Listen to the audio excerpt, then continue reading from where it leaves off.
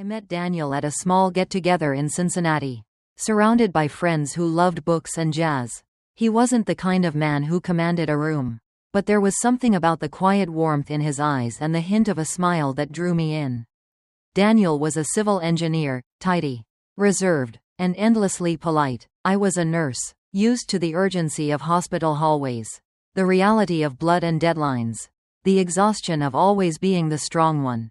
Maybe that's why his stillness felt like stepping into a quiet room where I could finally breathe. We fell in love quickly. In the way grown-ups do. No drama. No grand gestures. Just weeknight grocery runs, weekend housecleaning, and curling up on the couch to watch movies. It wasn't flashy, but it felt safe. When he proposed with a simple ring, no flowers, no crowd, I said yes. With him, I didn't have to perform strength. Our wedding was in his parents' backyard in a little Ohio town. It was summer. The lavender was in bloom. The light was gold. His mother, Eleanor, clasped a pearl bracelet around my wrist and whispered, "Welcome to the family." She kissed my forehead. I cried that day, not because I was overwhelmed, but because after so many years living far from my own mother, I felt like I finally belonged somewhere again. 3 months later, everything changed. Daniel's father, Henry, had a stroke while mowing the lawn. He survived, but was left partially paralyzed. 2 weeks later, Eleanor fell in the bathroom and broke her hip. That was the first time I saw Daniel cry. His younger brother, Marcus, lived with his wife in Austin, Texas. He worked in tech, made good money, and had just welcomed a baby. No one said anything outright, but I could feel the unspoken expectation. All eyes turned to me, the new daughter-in-law of only 6 months, to care for his ailing parents. I took a leave from the hospital. At first, it was supposed to be just for a few months. But months stretched into a year. Daniel kept working, leaving the house at 7 a.m. and returning around 6 p.m. Everything else, medications, meals, baths, laundry, cleaning, fell to me. At first, I told myself this was my duty. I was their daughter-in-law. They were family. But there are things no one warns you about, like the day you wake up and realize you've lost your freedom, your career, and pieces of yourself, and no one even seems to notice. Every morning, I woke at 5. I'd start the day by cooking brown rice porridge for Eleanor, then soft-boiled eggs for Henry. After that came the bathing, the diaper changes, gently wiping them down and helping them sit outside on the porch to get some fresh air. By noon I was cooking lunch, pureeing food, timing medications. In the afternoon, I went to the market. Evenings were just a repeat of the same loop. No paycheck, no one saying thank you, not a single real holiday off. When you do something long enough, people stop seeing it as effort. It just becomes the air they breathe. I turned into a quiet shadow in that house. No name, no voice. On Memorial Days, birthdays, Thanksgivings, Jenna and Marcus would send a bouquet with a pre-printed card that read, "Love from Texas."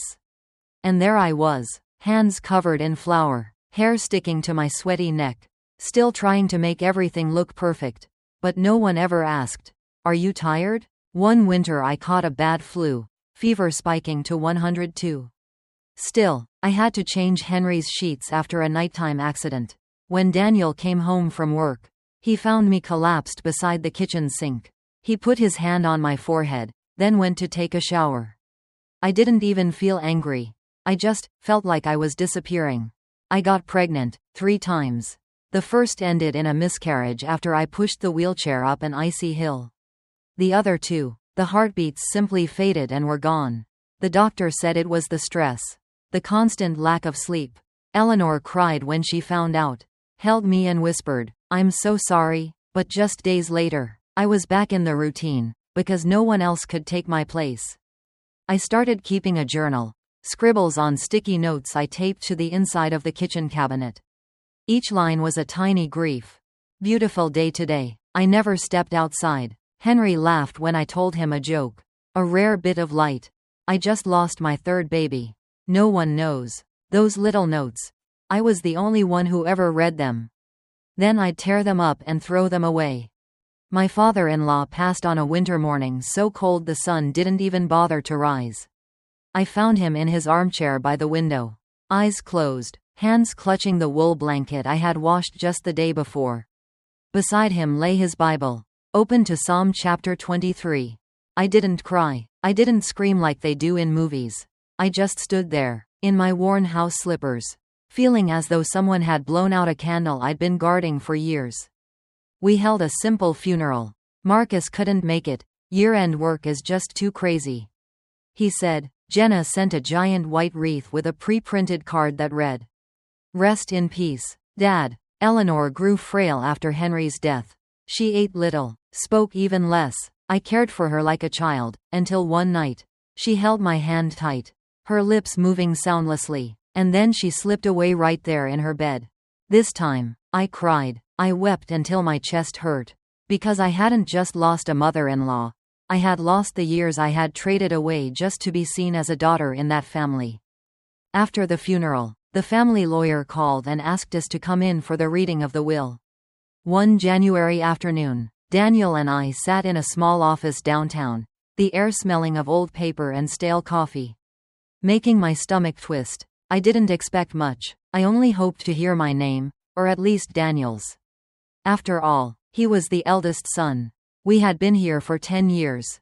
But then the lawyer, in a calm, even voice, read aloud. We, Henry and Eleanor, being of sound mind, bequeath all of our assets, including the family home, the savings account totaling $280, and our stock portfolio, to our son Marcus and his wife Jenna, residents of Austin, Texas. Not a single line for Daniel. Not a single line for me. No explanation, no photo, no keepsake, not even a handwritten note of gratitude. The chill I felt had nothing to do with the winter outside. It was the kind of cold that erases 10 years of your life in a single sentence. Daniel squeezed my hand, but for the first time, I no longer felt like I belonged. Jenna flew back to Texas the very next morning, carrying a copy of the will and a faint smile. She hugged me, thanked me for taking such good care of Mom and Dad, then stepped into the car without looking back. Marcus shook Daniel's hand, patted him on the shoulder as if the whole thing had been nothing more than a formality.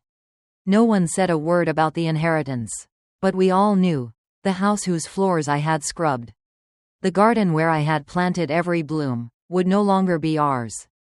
I packed in silence. My wedding dress, still hanging in the closet, went into a small box. The handmade Christmas cards I had crafted for his parents, the family photo frames, I wrapped them carefully, but didn't take them with me. They belonged to something that no longer existed. We rented a small apartment on the edge of the city, near a park filled with oak trees. Every morning, I made coffee and sat by the window, watching the sunlight slip through the white curtains.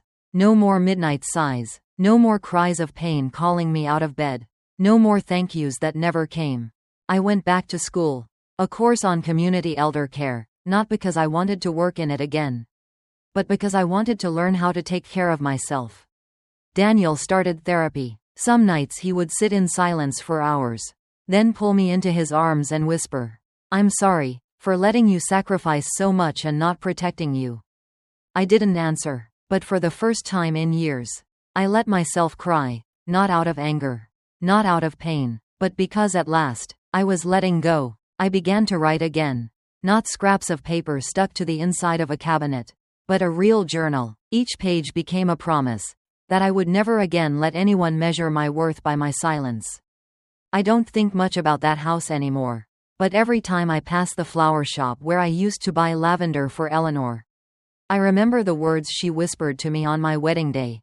"Welcome to the family." Maybe she truly meant it. But family doesn't live in words. It lives in actions, and in how they remember you when they no longer need you. For 10 years, I thought I was the gentle one, the forgiving one, the kind of woman born to endure, to sacrifice. But the truth is, I had been living in an illusion. I sacrificed hoping to be seen. I kept quiet, waiting for someone to understand. But no one understood. And the hard truth? No one is obligated to. Family is not just blood. Family is the place where people choose to hold on to you, or let you go. And sometimes, they let you go, even while you're still there, washing their clothes, cooking their meals, crying for them in the middle of the night. I lived as if love alone was enough. Until a single sheet of paper taught me what a decade in nursing never could. Your worth is not measured by how much you give, but by how much people choose to keep you in their lives. Money may not buy love, but it has a cruel way of showing you who is truly acknowledged, and who is forgotten. I don't blame Eleanor. I don't resent Henry. What I regret is their silence, that they never said a word. A will that names someone else doesn't hurt as much as the silence toward the person who spent every day taking care of them.